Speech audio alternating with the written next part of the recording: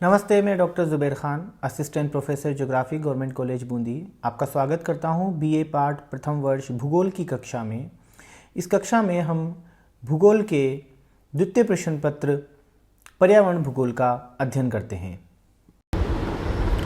विगत दशकों में किए गए अध्ययनों के अनुसार पृथ्वी के तापमान की वृद्धि करने में कार्बन डाइऑक्साइड का योगदान 57% है। जब हम ये देखते हैं और अध्ययन करते हैं कि पिछले कई दशकों के अंदर जो पृथ्वी के औसत तापमान में वृद्धि हुई है, उसके लिए जिम्मेदार गैसों में से सबसे अधिक जिम्मेदार कौन है, तो ये निकल के सामने आते हैं तथ्य कि केवल और केवल कार्बन डाइऑक्साइड गैस ही 57% उसके लिए जिम्मेदार है पृथ्वी के तापमान में वृद्धि के लिए। ये एक ग्रीन हाउस गैस है और ग्रीन हाउस गैसों में सबसे प्रमुख गैस है क्योंकि इसका योगदान सबसे ज़्यादा है। सभी ग्रीन हाउस गैसेज में इसकी मात्रा भी सबसे ज़्यादा है। अब अगली जो गैस है जो कि ग्रीन हाउस गैस कहलाती है और ग्रीन हाउस प्रभाव को बढ़ाने में के लिए उत्तरदायी है, वो है नंबर 2 पे मीथेन गैस।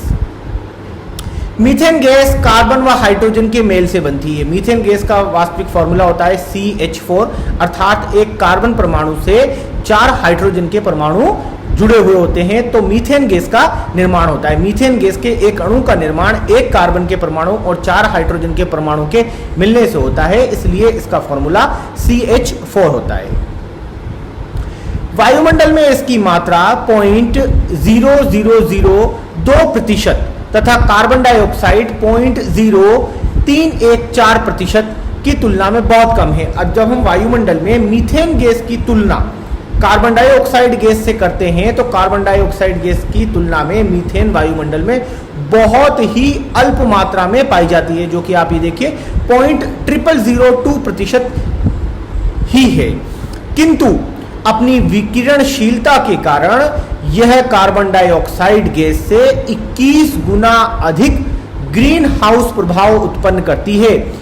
यह अनेक स्रोतों से प्राप्त होती है। अब बात यह आती है कि ग्रीन हाउस प्रभाव उत्पन्न करने में यदि इसकी तुलना कार्बन डाइऑक्साइड गैस से की जाती है तो इसका प्रभाव कार्बन डाइऑक्साइड गैस की तुलना में 21 गुना अधिक पड़ता है, अर्थात ये ग्रीन हाउस को विकसित करने में, उसके प्रभाव को बढ़ाने में कार्बन डाइऑक्साइड गैस की तुलना में 21 गुना अधिक प्रभावशाली होती है।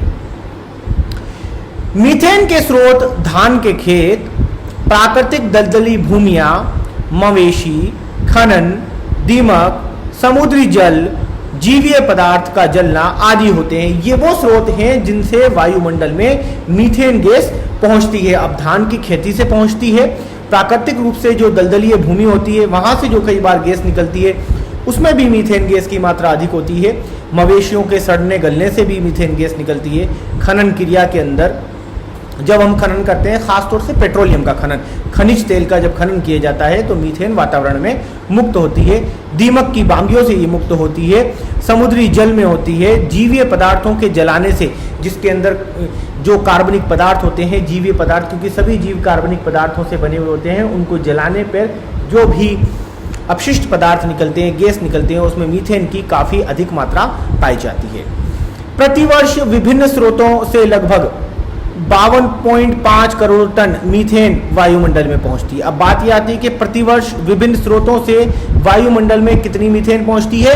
प्रतिवर्ष लगभग 52.5 करोड़ टन मीथेन वायुमंडल में पहुंचती है, जो अपने आप में एक बहुत बड़ी मात्रा है। और जैसा कि हम जानते हैं कि मीथेन गैस कार्बन डाइऑक्साइड की तुलना में अत्यंत घातक गैस है।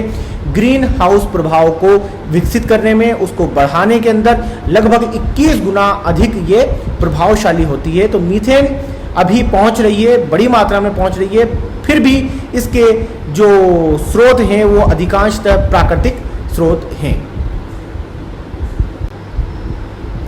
धान के खेतों तथा दलदली क्षेत्रों से बड़ी मात्रा में मीथेन निकलती है। वहाँ ऑक्सीजन विहीन वातावरण में जीवाणुओं द्वारा वनस्पति के क्षय होने से मीथेन का निर्माण होता है। अब बात आती है कि वातावरण में सबसे अधिक मीथेन कहाँ से निकलती है, तो प्रमुख रूप से धान के खेतों में, अर्थात जहाँ चावल की खेती की जाती है तो उन धान के खेतों और दलदली क्षेत्रों के अंदर ऑक्सीजन विहीन वातावरण होता है। वहाँ पर विभिन्न जीवाणुओं द्वारा जब वनस्पति का अर्थात कार्बनिक पदार्थों का क्षय होता है, उनका अपघटन होता है, तो उस अपघटन और क्षयकरण की प्रक्रिया के दौरान मीथेन गैस वातावरण में मुक्त होती है। चीन में धान के खेतों में किए गए परीक्षणों के अनुसार विश्व में धान के खेतों से प्रतिवर्ष लगभग 15 करोड़ टन मीथेन गैस निकलती है। अब इसका एक अध्ययन किया गया, धान के खेतों के ऊपर शोध किया गया कि धान के खेतों से औसतन प्रतिवर्ष कितनी मीथेन निकलती है। तो चीन में इस प्रकार के परीक्षणों के आधार पर पता लगा कि संपूर्ण विश्व में जहाँ कहीं भी धान की खेती होती है, उसका सम्मिलित रूप से देखा जाए तो वो सब खेती मिलाकर लगभग 15 करोड़ टन मीथेन को वातावरण में मुक्त करते हैं।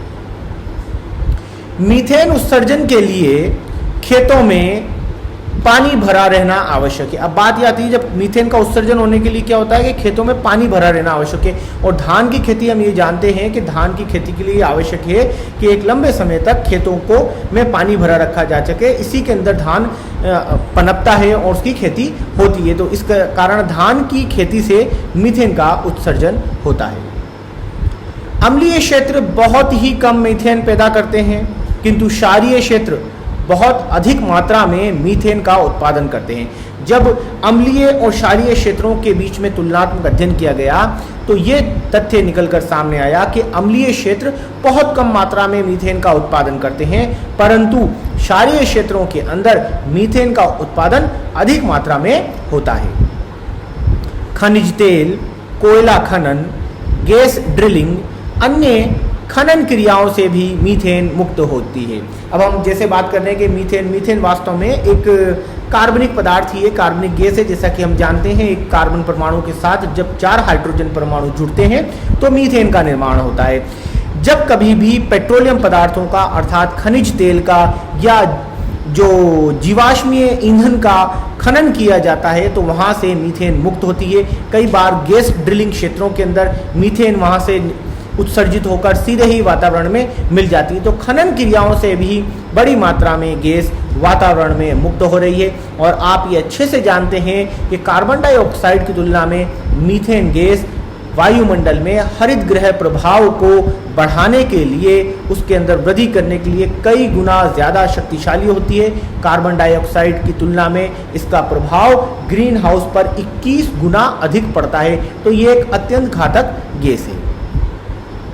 लकड़ी को खाने वाले कीट तथा दीमक भी मीथेन का उत्पादन करते हैं। ये अपनी उत्सर्जन क्रिया के दौरान मीथेन गैस को वातावरण में उत्सर्जित करते हैं। वायुमंडल में मीथेन की मात्रा में वृद्धि में मवेशियों का योगदान रहता है।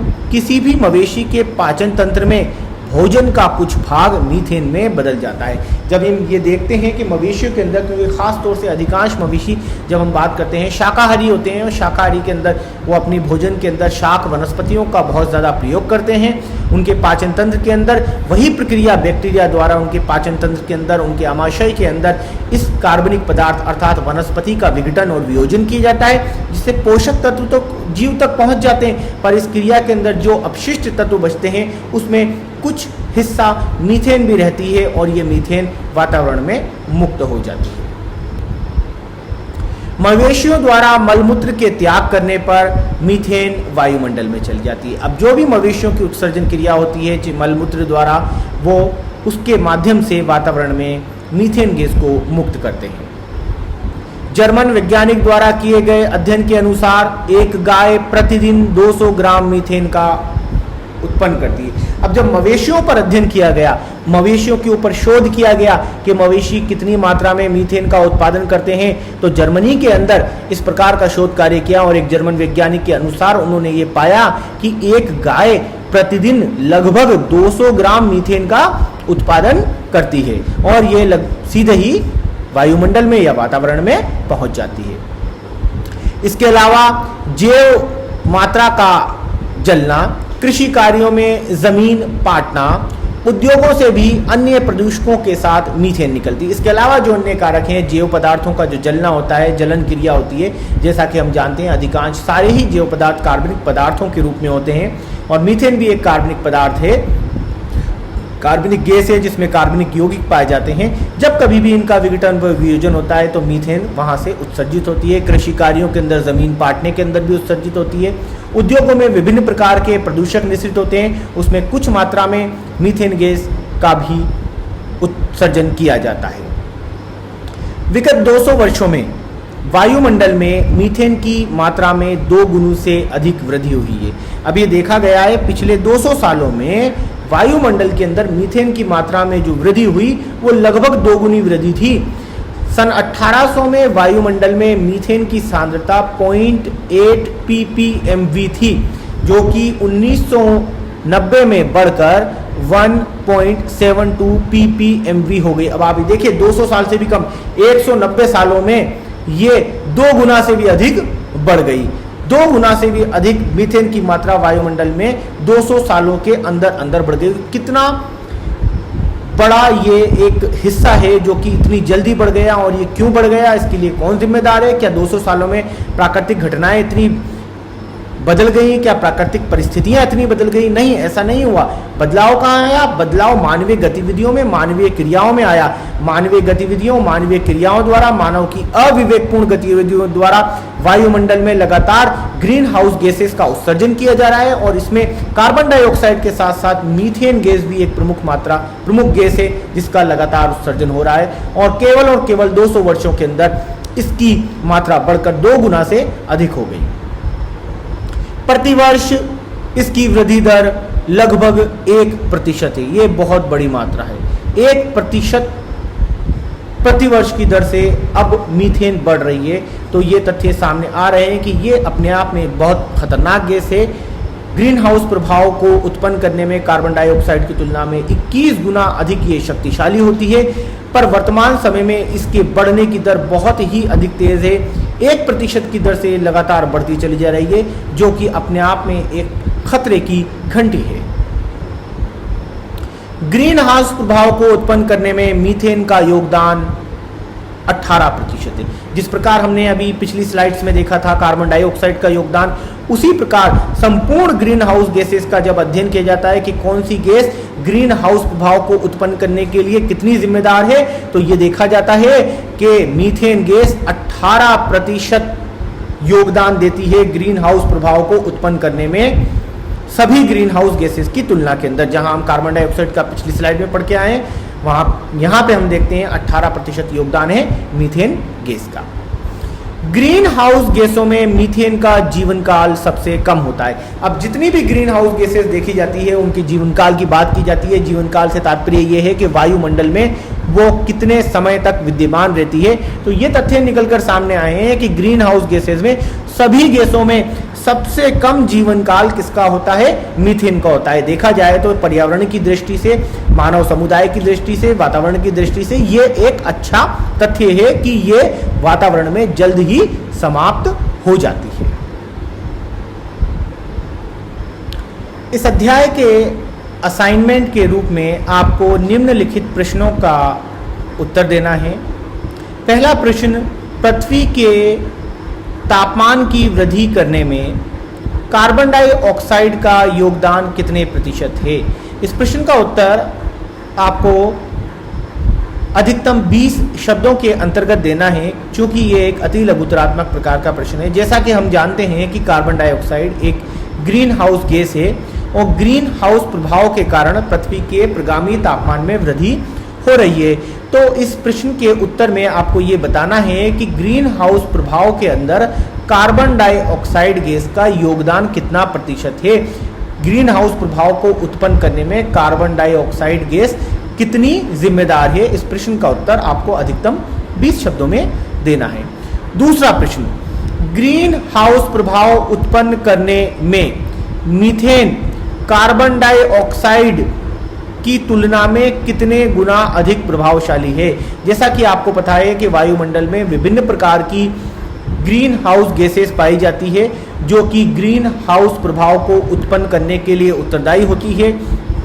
कार्बन डाइऑक्साइड और मीथेन ये ग्रीन हाउस गैसेस हैं। आपको यहाँ पर ये बताना है कि methane gas carbon dioxide gas की तुलना में कितने गुना अधिक प्रभावशाली है, अर्थात कितने गुना अधिक शक्तिशाली है ग्रीन हाउस प्रभाव को उत्पन्न करने के लिए? ये एक तुलनात्मक रूप से दिया गया प्रश्न है जहां आपको मीथेन गैस की प्रभावशीलता की तुलना करनी है कार्बन डाइऑक्साइड गैस की प्रभावशीलता से।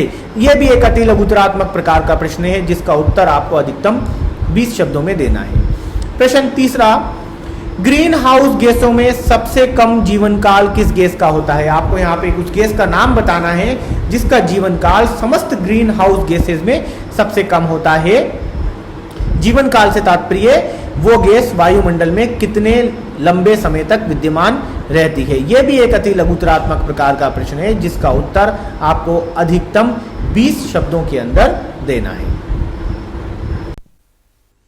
धन्यवाद, आपने ये वीडियो अंत तक देखा। जल्दी ही नए अध्याय के नए वीडियो के साथ हम फिर मिलेंगे।